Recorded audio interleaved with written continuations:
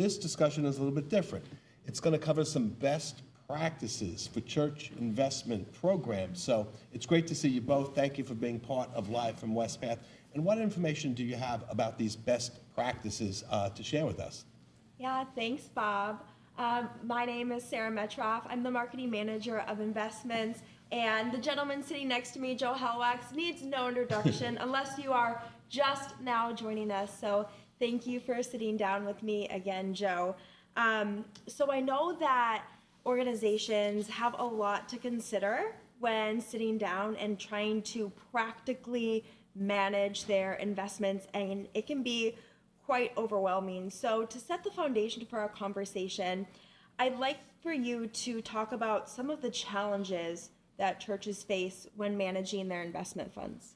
So thank you for having me, and I certainly want to get to that 1 second, but I do want to say one thing. The thing I'm really excited about today is having you here in front of the camera, and Ryan in front of the camera, because what our viewers might not know is frequently you'll see Joe or Johara or Karen or Frank on a blog or on camera, not knowing the tremendous amount of work that our investment communications teams do behind the scene to make us look as good as we do. So I want to say thank you for all the work you do, and it's great to be in front of the camera with you. Yes, thank you. And looking at some of the challenges that the churches have, it's not unlike any other nonprofit. I think when you talk about there's just this trying to keep my church going, trying to manage my ministry, but then also there's this other aspect, and it's around, say, investments or even around planned giving. And making sure that there's some kind of process, some kind of governance, we're going to say governance a lot today, some governance in place is really the key. But I think we will find is that there's a lot that just simply haven't gotten started and that don't know, and they're looking for resources, and that seems to be the biggest challenge that they're facing. And why is transparency so important for faith-based financial stewardship? I think the key word around transparency would be synonymous with confidence. So when there's transparency around the investments, you're going to have more confidence from your members. And I think that would go too with the church finances, right? When we're talking about, if it's transparent, it's open and able for people to see what is being invested in, how the church is being managed. I think then specifically with the confidence for on the investment side, you're thinking about if my donor wants to give to some sort of like the new roof fund, they want to know that that money is being spent on a new roof. Or to be fair, if you think about somebody that really wants to invest in, say, the music program of that church, and they want to know that those funds are going there, you might have a program that is designated just for spending on the music program.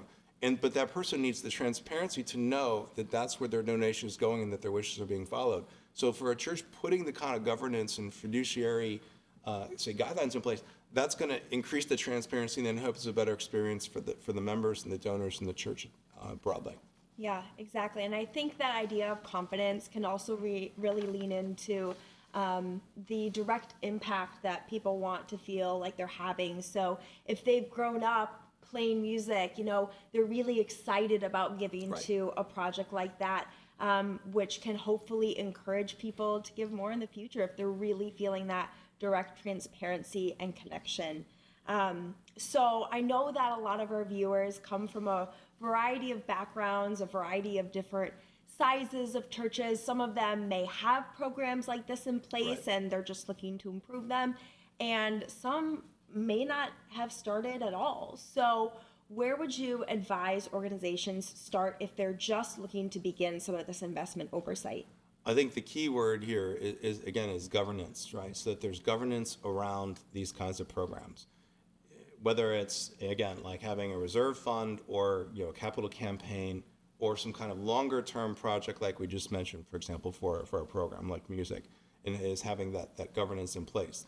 Now, in terms of where to start, we certainly, we have resources that we use at WestPath. We create a lot of content with your team that is designed to have these topical kinds of themes around, best practices, right? Which is what we're talking about today. Along with that, there's other resources. We work with over 25 of the United Methodist foundations that also put a lot of work into helping churches with governance and fiduciary aspects of their program. They're also very good at helping with churches putting in planned giving programs. So I think There's many resources for churches to go. I think the key is just get it started, right? Going back to the first question, the biggest challenge is having this lingering thing. You need to get started and get it going. Yes, getting started is always the toughest part. So you mentioned the investment committee or a board. So talk to me a little bit about the specific role that those entities play. So when we think about putting structure in place around, say, an investment program, we're going to think about what is the governing structure? What is the decision-making responsibilities for a program? And we're using the visual here to think about what this is an example, but you may have a board of directors, and then there may be a finance committee. And everyone's going to be slightly different. A really large church may have a finance committee of a handful of people that's also in charge of the investments. And I think the key to all this is defining roles and responsibilities. How does the decision-making work? So, for example, if there's a $50,000 gift and it's undesignated, what are our rules for undesignated gifts? Does it go to the leaky roof fund, or does it go to the music fund, right? Or what is the designation, again, around the transparency for that? But you're going to have the different committees and different roles, depending on the size of a church. A really large church, for example, may have an investment committee that reports into the finance committee, that reports into the bigger board. And again, I think it's just a matter of what is your unique situation, what's the kind of membership and participants you have that can help give that kind of guidance, and be parts of these boards and contribute. And then making sure that everybody understands what the roles in decision-making process is for each one of these layers. Yeah, and two things that I also want to point out on this slide, that cyclical process. This is an ongoing list of roles and responsibilities, and there is always new work to do and things to relook at and things to monitor. And another key point is the investment policy statement, which is a very important element to all of this oversight, and we definitely will be getting to that in just a few questions here. But before that, I really wanted to delve into the qualities that churches should look for when putting together their boards and investment committee members. And additionally, you alluded to this a little bit, but what is the optimal size? Like, practically speaking, how many people should sit on some of these boards and committees? Yeah, so let's think about, start with, they say the optimal people, right? And one of the hands down, the best thing is active and engaged. It doesn't help if you have really, really qualified people that have subject matter expertise and they never show up to a board meeting and they don't read the minutes, they don't have any idea what's going on, they don't participate. So active and engaged by far is the key thing I would look for in a board member. Secondly, you do want different kinds of experience, but also if you want experience with the certain subject matter. So for example, on our audit committee at West Bath, we may have accountants, right, which makes sense. But then you would also have some other kinds of people that have tangential kind of experience. But at the same time, a really active and engaged person with deep intellectual curiosity can become a very strong board member, even if they don't have a background. So I always keep that first and foremost. And then think about the size. I mean, the size, you don't want to use that word, it depends. One easy guide is to make sure it's not an even number, so that you don't have a vote of being 2-2 and then have it go and have to decide what to do next. So if you think about having an odd number, say 5, for example, so that you have a 3-2 kind of vote. But if you have a small church, you might have a finance committee and a handful of members that want to be. You might have a board of 3. We have some clients, and we have some clients that have churches, enormous churches, with a finance committee of 7. So again, I think it's going to depend on all those other factors, but there's no one size fits all. Getting started is the key. Getting active and engaged board members is key. And then the process and the documentation, which I know we're going to get to in a second, that's then the final really leg, and to keep that circular process going for the investments and the decision making. Yeah, thank you. That's very helpful to hear some of those practicals of how they should put it together and what they should look for. And a key document that they'll use in their governance, as I pointed out before, is an investment policy statement. And we like to shorten this as an IPS. So what is the purpose of an IPS, and what are some key elements that are contained within an IPS? An investment policy statement is a key document for any kind of investments, for example, for any nonprofit, any of the boards that our viewers are watching.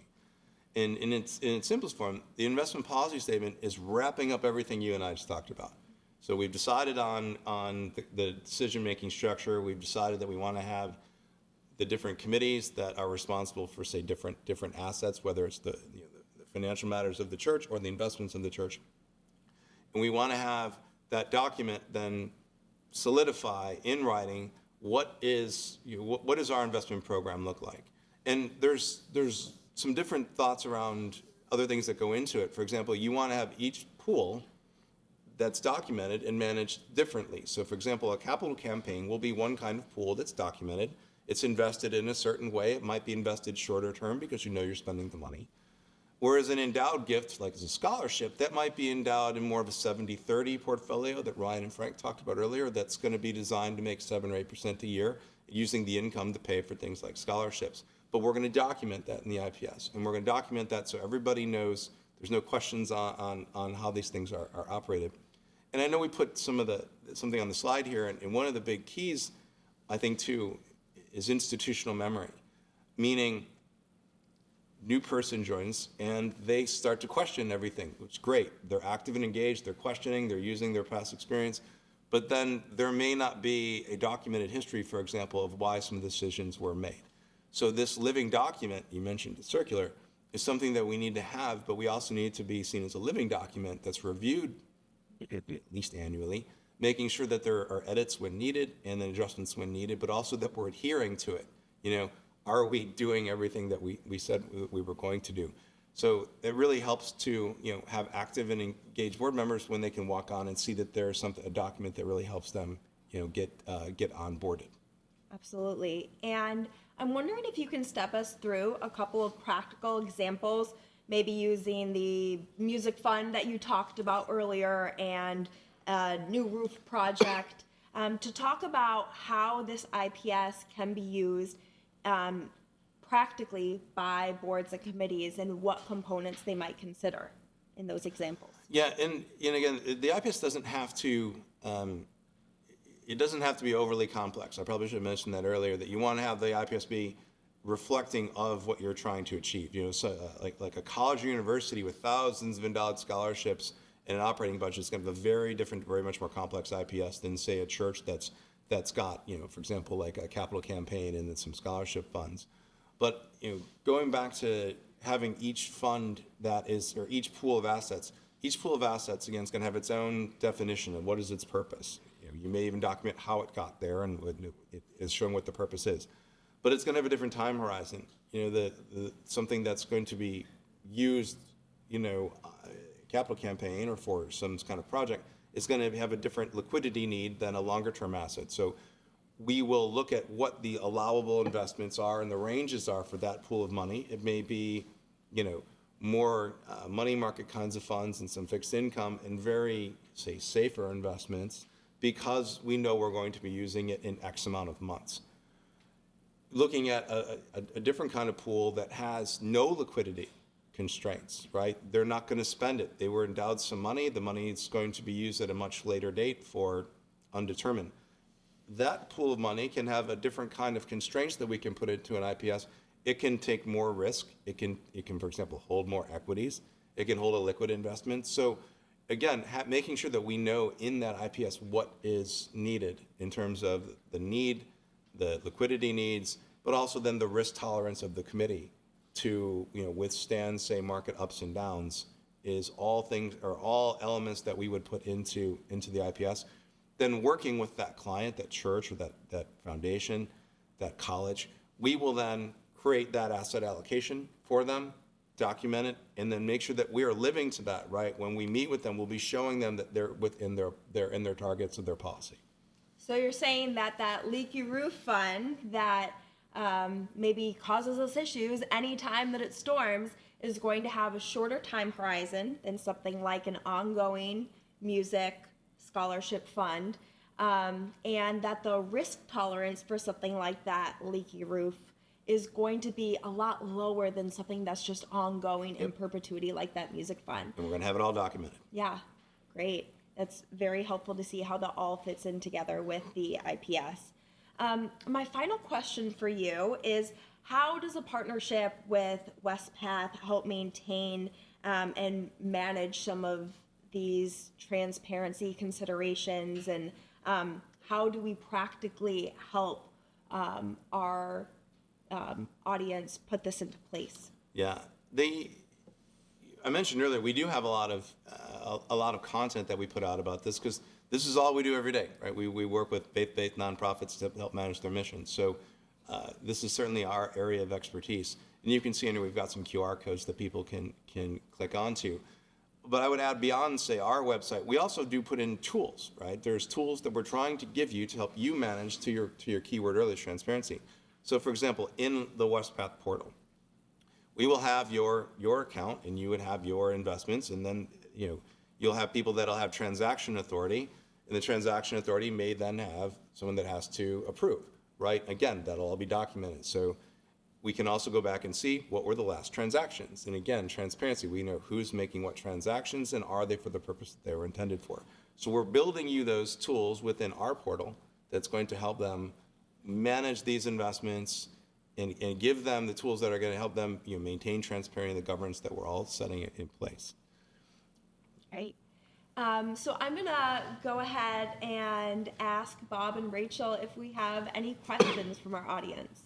Thank you so much, Joe and Sarah. This is great information for our churches to be aware of as an option for their investments, and how important fiduciary oversight is. Churches of all sizes can benefit from WestPath's investment services. Now, moving on to some of our questions. Our church's investments are managed by Edward Jones. Is that a problem? It's not necessarily a problem, though, but I think the question you want to have is when you think about conflicts of interest, right? How do you pick the one person in the pews versus the other person? So sometimes it's a matter of conflicts of interest. You may consider avoiding choosing which member to pick. And then I think, too, you would want a regular process by which to review it. Again, that might be part of something in your IPS with your committee that reviews, to make sure that you are checking that firm or that investment, to make sure that it's living up to or the expectations by which you put to it. Great. Any other questions? Yes, we do. Sarah, one final question. We really thank you for suggesting that churches have structure and a policy in place for receiving and directing extra gifts like the rainy day fund, the music fund. Does WestPath offer any guidelines or some type of template or things to consider to use as a starting place for this? We do. We have sample investment policy statements that are on the link and also on our website. And I would also, again, mention that we do work with a lot of foundations that will also be able to help beyond, say, investment policy statement. They'll be able to help you with some other things along planned giving, different kinds of gifts that your members may want to give you. So you do have different options to seek help. Certainly our website's one of them, and we'll help you and help you also point you to the right direction if there's questions we can't answer. Yeah, our foundation partners are really a great place to start. And if you have additional questions that are looking to get connected, right after this, we'll have a short break, and there's a contact us QR code, and that is something that you can fill out and specifically get connected with someone here at WestPath who can help further direct you in the right way. Thank you both for sharing and addressing this important subject matter.